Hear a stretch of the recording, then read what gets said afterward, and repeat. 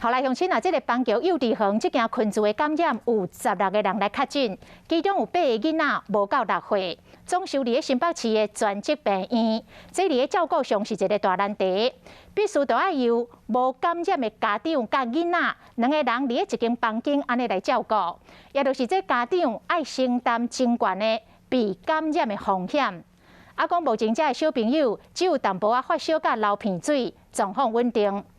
不过，这间幼稚园感染的传播链到底是安怎来发生的呢？到底是老师传予学生，再个传予家长，或者是家长传予学生，再个传予老师呢？这个感染前后的顺序，也个真歹界定。不过，讲这间幼稚园确诊者的 CT 值，也就是病毒的数值，伫18到35之间有悬有低，这表示病毒伫1个月前就传入去幼稚园了。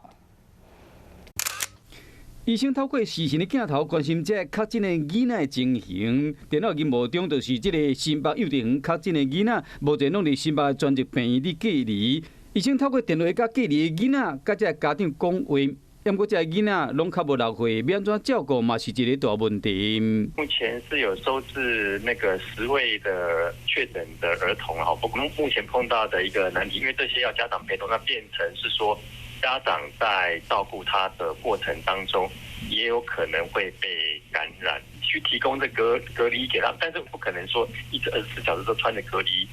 院方讲，目前有提供2人1间的病房，让囡仔甲家长做伙隔离，嘛定期替这大人体检。啊，这囡仔镜头拢真稳定，话有较轻的镜头，发烧流鼻水 ，CT 的数字拢伫18到35，有悬有低，嘛表示讲这有可能已经被感染一段时间啊。到底这个传播链是老师喂予学生，还是学生先被喂着了，再去喂予老师？感染科医师讲，这拢有可能。对，小孩子大部分是待在家里，病毒的传播大部分都是先大人，